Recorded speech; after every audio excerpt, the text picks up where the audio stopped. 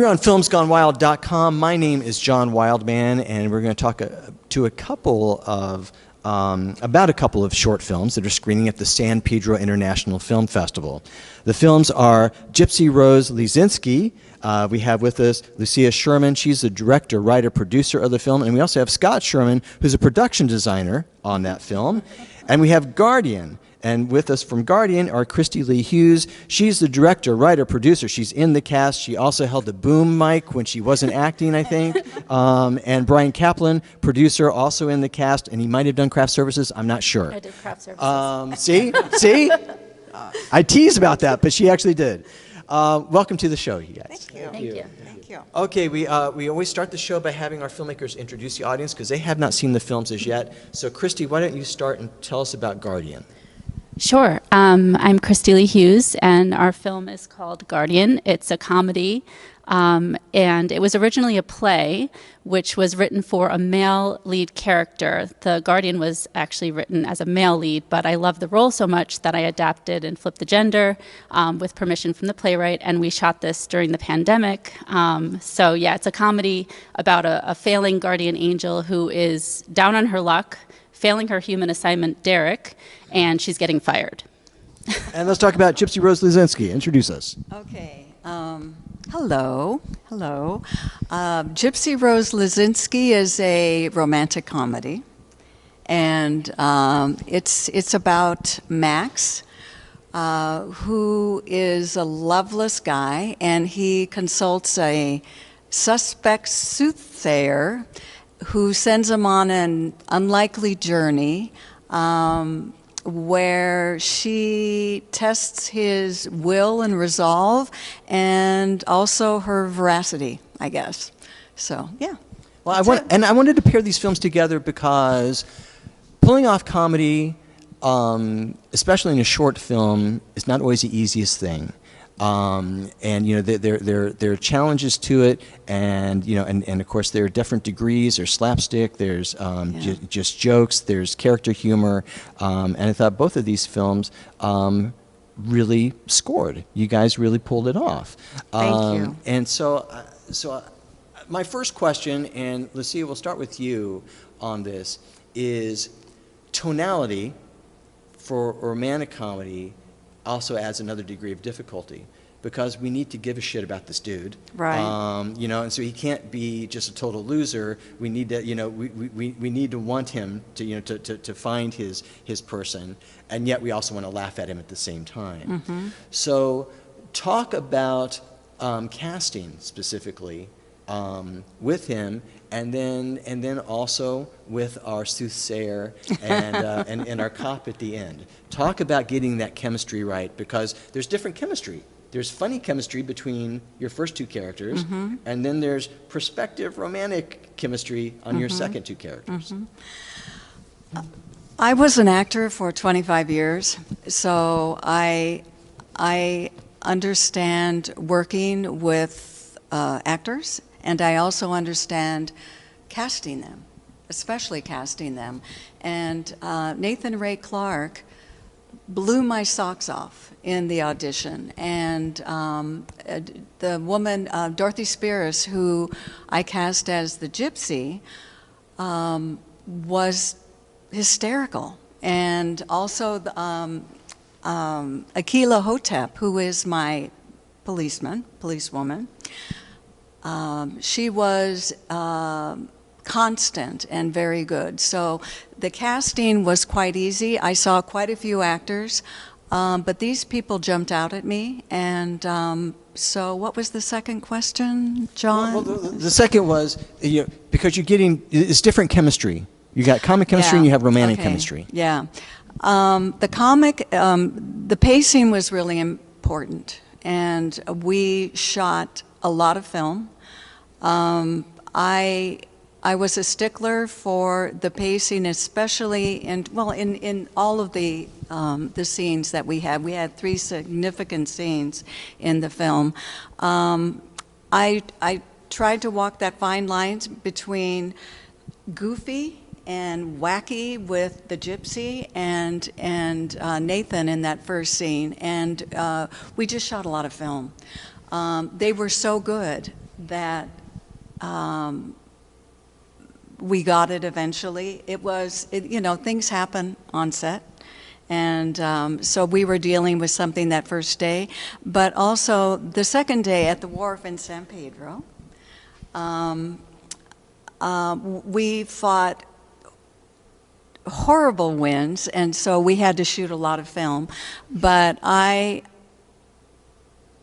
stayed out of the way of my actors, because these two actors, Nathan and Akilah, were so excellent that actually I just took one take of their two-shot down at the wharf because they were just so good, and we were running out of time because of the wind. So, but also I assistant edited the film, and my editor cut the first.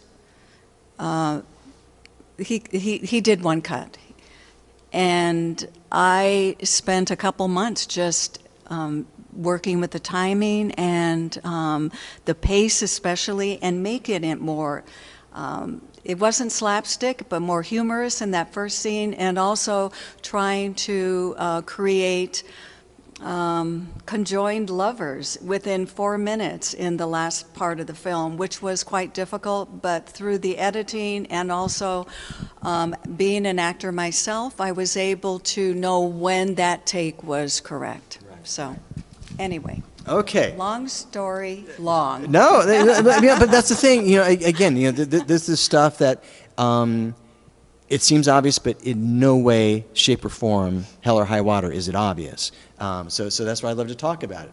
Kristi, let's come to you on this. Now, as someone who's directed himself, I know what a pain in the ass that can be, and I know.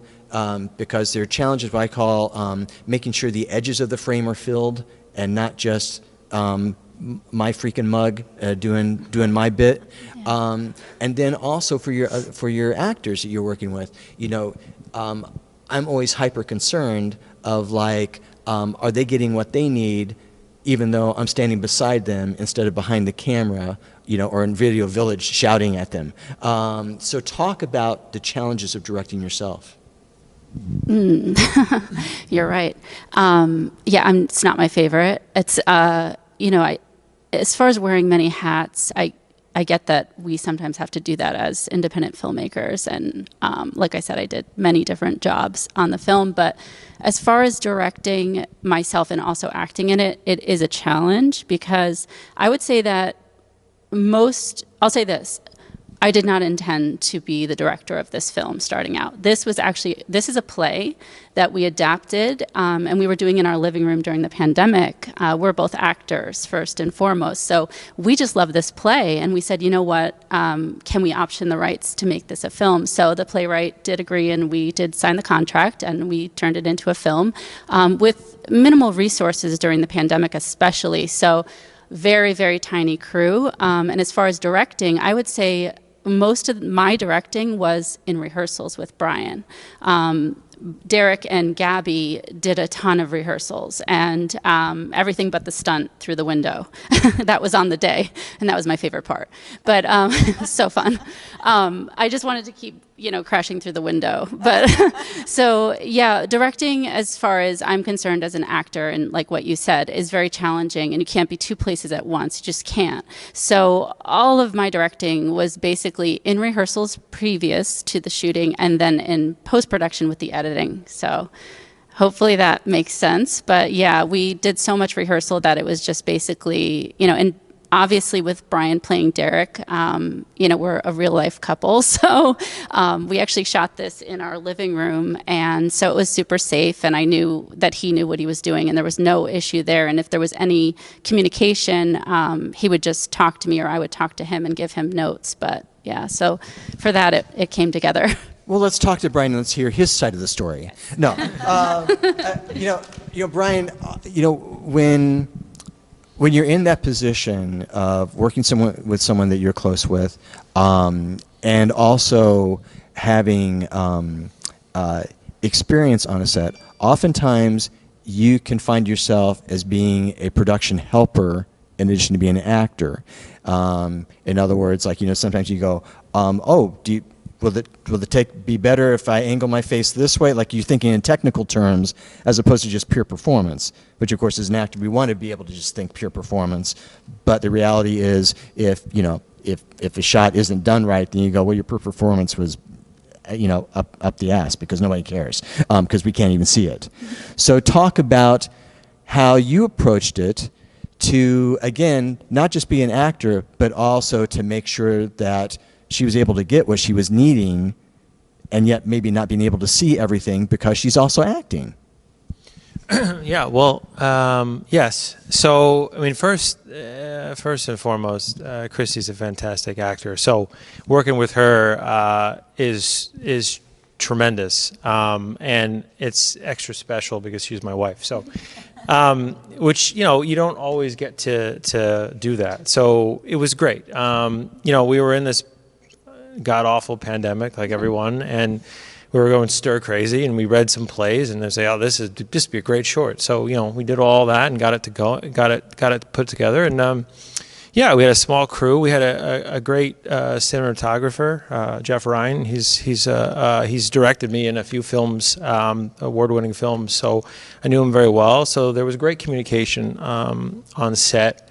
And, you know, we knew that, you know, we had the right shots, and we can just, you know, play, you know, on the day. So, yeah, but I think, you know, for my character, you know, it was obviously a two-hander. My character's literally on the couch the entire time. So, you know, there's a lot of people doing a lot of things. I'm sitting there for 8 hours, just pretty much just eating snacks and just sitting on my ass, really. So, you know, she, you know, Christy, you know, wore the hat. She did, you know, the brunt of it. But I think, you know, there's challenges in that too.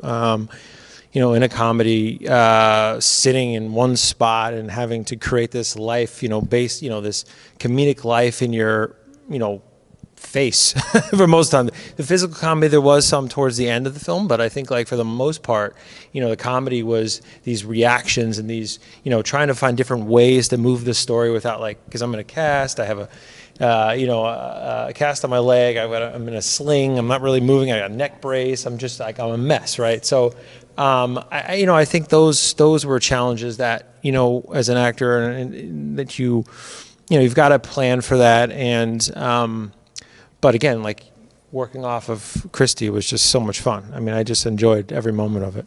You know, I literally was in a feature film where I was dead in a scene, and it was like an 18-hour shoot day, and there are the shots in that film where I'm actually asleep. I'm supposed to be dead. Yeah. So, you know, I feel for you. You know, being on the sofa, like, it's challenging. I'm telling you, walking into a room and saying hello and doing your whole thing and having a beautiful dialogue across, like, a table, that's one thing. But, like, hey, doing it on a couch where you're laid up and just sitting there is a whole nother animal.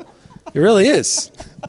All right, let's go over to Scott here, because we want to talk about production design now.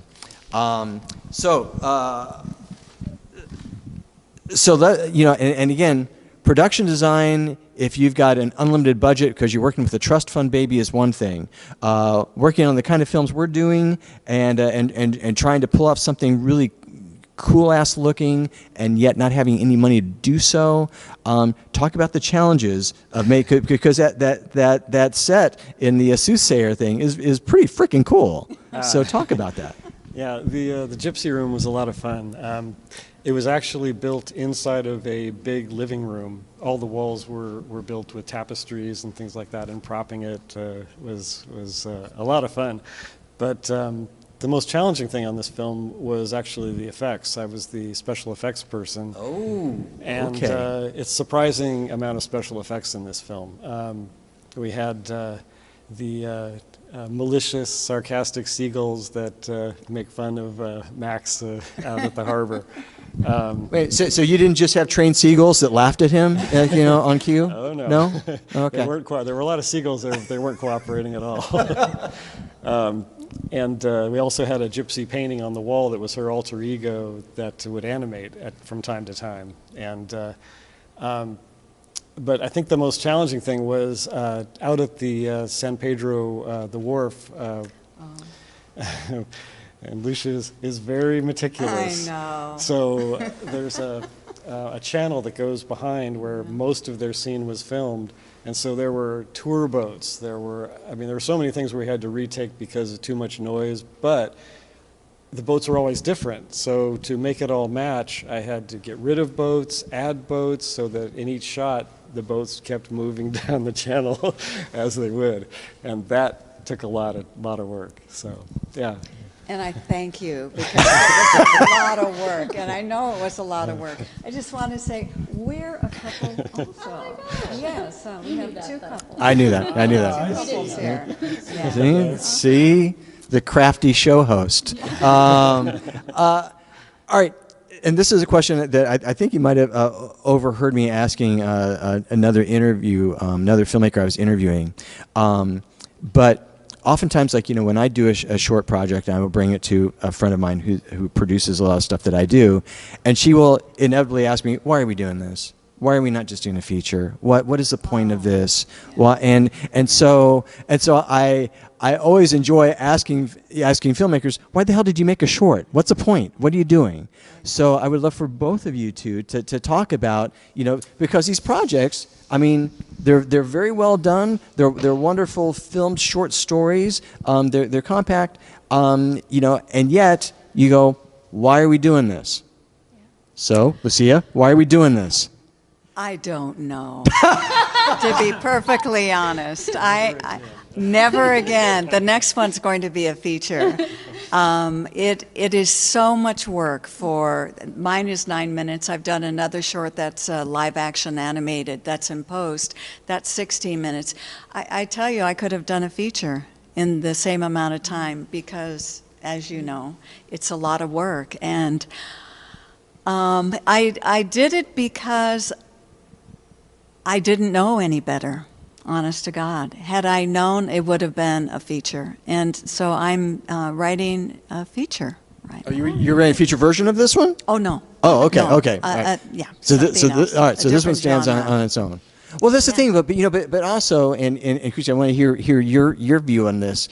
But there is a business value as a filmmaker to doing a short, and it's not just the obvious. Well, I want to do a feature version of this, but in terms of creating a through line of what you can do as a filmmaker, shorts or a series of shorts in between features or whatever can provide that through line, so people go, oh, that's a Lucia film. Oh, that's a Kristi Lee film. And then build that anticipation for the next Kristi Lee joint, for the next Lucia thing, right? So there is that aspect to it, but not everybody thinks along those lines, which is why I asked this question. Mm-hmm. So, Kristi Lee. Yes, I hear you. It's a lot of work. You never think it's a lot of work. You're like, and especially like my family doesn't understand, but I love them. They're really supportive as much as they can be, but they would never think that a short film would take what it does. As far as Guardian is concerned, I didn't write it. I adapted the script. So Matt actually is a fantastic playwright. I think today's his birthday. So happy birthday to him. He's a great writer. We have actually talked about taking Guardian and pitching it as a series, because it's now been to 35 film festivals, and people always ask after they see it, is this going to be a series? So really that's something that we talked about with Matt as well. So we'll see, but I actually have directed and produced another short film, which is just making its festival debut now. And that one's a short because it was a play as well, which I adapted and changed the gender of the lead character again. I'm sensing a theme. Yeah. I'm sensing a theme with you here. Basically, the reason to answer your question, the reason that we did this is because we are actors and we love acting, and we were stuck at home working our, other jobs and just dying to work, and all the theaters are closed. So we just did plays in our living room, and it turned into a film. And we love the writing, and the writing speaks for itself. And he let me also improvise and add other things. And Chris is our producing partner, who also did the special effects, which you wouldn't think there was special effects, but there were. And he did such a great job adding special elements elements like thunder and lightning and a special magic effect. So yeah, he's great. So we did another short, and as far as the future is concerned, I did write my own pilot. And that's something I'm really excited about, and that's for a series, and then another feature film, which I wrote. So these projects are adaptations of other writers' work, whereas the ones that I'm working on next are my own writing. So I hear you, it's a lot of work, and I don't know either. But I would like to add, I think obviously there's such a skill with a short film, and I think, hats off to these wonderful short films that are out there, because you have such a short amount of time to tell a story all the way through. And as far as writing it, there's obviously challenges to write something so short, to have a beginning and an end. And then as an actor, how do you kind of just honor those words and move a story in a short amount of time. So there's definitely a skill that is just so, in some ways, way more challenging than a feature film. And then, I think what we found too in this one project and the other one we were doing that we adapted, these were 10-minute plays, and 10-minute plays play really well as a short film. Like the time just works, right? So I think there's definitely something to that, and these plays were they're award-winning 10-minute plays, so the writing was solid. So that also helps comedy. When you have great writing, honestly, it doesn't matter if it's comedy or drama, it just helps you. So those all elements play together. But I think, it was a fun challenge. Well, again, they're very entertaining, and while your business managers may not agree with me, I think I'm glad that you guys made these short films. Again, we've been talking about the film GYPSY ROSE LEEZINSKI. We've had with us Lucia Sherman. She wrote, directed, produced it, and with her Scott Sherman did the production design on that film. And for the film Guardian, we had Kristi Lee Hughes, who wrote, directed, or adapted. Yeah. Adapted. Let's get that correct, because it was a play originally, produced and starred in it with her husband Bryan Caplan, who also produced it as well as starred in it. Thank you all for being on the show. Thanks for having us. Yeah. Thank you very much.